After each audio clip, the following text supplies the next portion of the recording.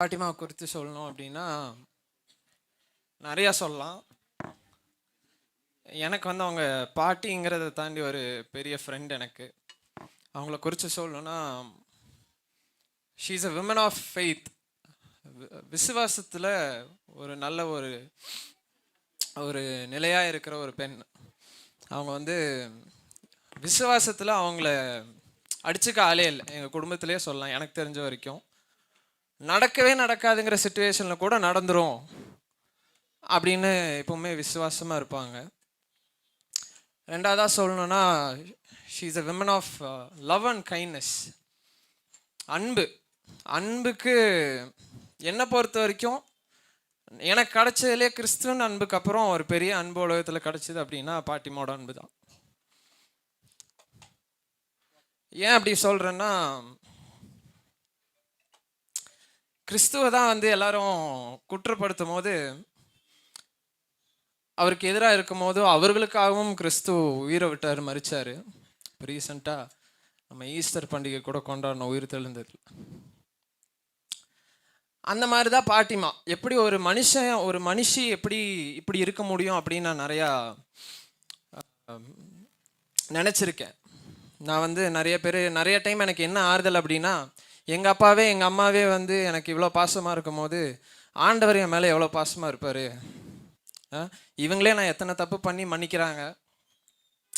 அவங்களுக்கு பிரியமில்லாத காரியங்கள் செஞ்சாலும் இன்னும் தாய் தந்தை தான் 3 வேளை சாப்பாடு கொடுக்குறாங்க, எங்களுக்கு தேவையான காரியங்களை நடத்துகிறாங்க. அப்படி இருக்கும்போது ஆண்டவர் எவ்வளோ பெரிய அன்பாக இருப்பார் அப்படின்னு தான் நான் எப்பவுமே நினைப்பேன். அந்த ஆண்டவருடைய அன்புக்கு அடுத்தபடியாக நான் என் வாழ்க்கையில் பார்த்தது வந்து பாட்டிமாவோட அன்பு. ஏன்னா நான் அவங்கள வந்து அவங்க வயசு என்ன, அவங்களோட அனுபவம் என்ன, ஊழிய அனுபவம் ஜாஸ்தி. எத்தனையோ பாடல்கள் எழுதியிருக்கிறாங்க. நான் வந்து கொஞ்சம் கீபோர்டு வாசிப்பேன். எனக்கு கீபோர்டு வாசித்து பழகிற வரைக்கும் அவங்களோட அருமை எனக்கு தெரியல. ஏன்னா அந்த காலத்தில் கீபோர்டில் ஒன்றும் இல்லை, எதுவுமே இல்லாமல் ஸ்கேல் மாறாமல் டியூன் பண்ணியிருக்கிறாங்க பாட்டை. இந்த காலத்தில் அப்படி பண்ண முடியாது.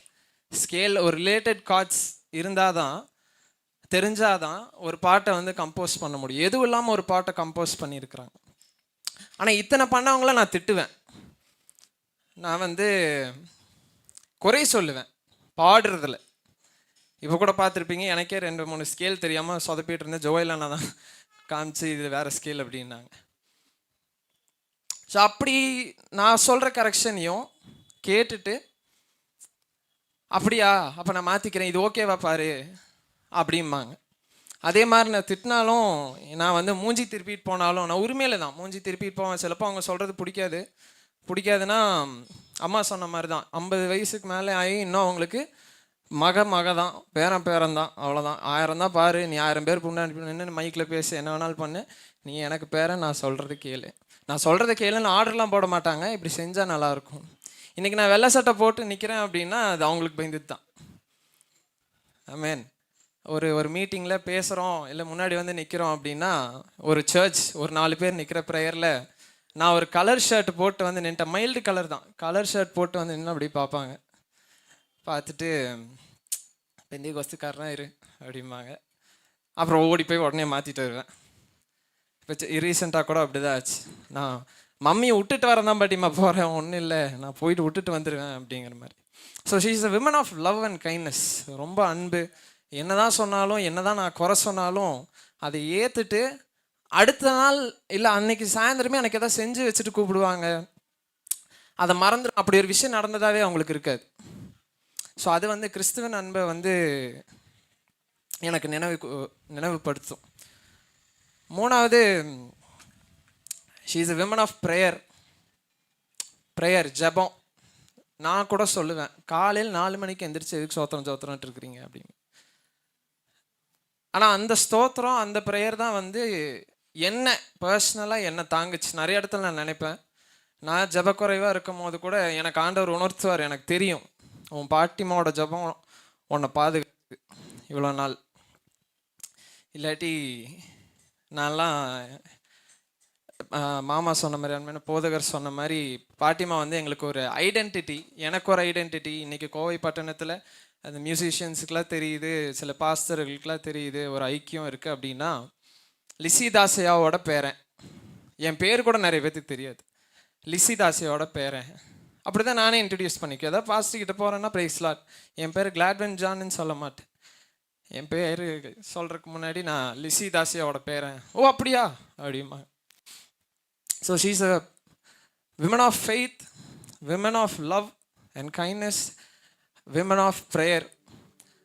பாரம், ஆத்ம பாரம் நிறைஞ்ச ஒரு தாய், ஒரு பாட்டி. அவங்கள மாதிரி அதாவது சில போதகர்கள்லாம் வந்து தவறாக என்ன சொல்கிறது, பிரசங்கம் பண்ணும் போதெல்லாம் அப்படி அவங்க ஃபேஸ்லேயே தெரியும் அந்த பாரம். இப்படி ஐயோ தவறான உபதேசத்தில் போகிறாங்களே, அந்த யார் என்னன்னே தெரியாத ஆத்மாக்காக பாரப்படுவாங்க. நானும் பாட்டிமாவும் அடிக்கடி வந்து வசனத்தில் தான் பேசிக்குவோம். எனக்கும் பாட்டிமாவுக்கும் வசனத்தில் நிறையா அந்த வேறுபாடு, அந்த இது இருக்கும். அவங்க ஒரு சொல்லுவாங்க, நான் ஒன்று சொல்லுவேன். அது நல்லா தான் இருக்கும், ஒரு மாதிரி நல்லாயிருக்கும்.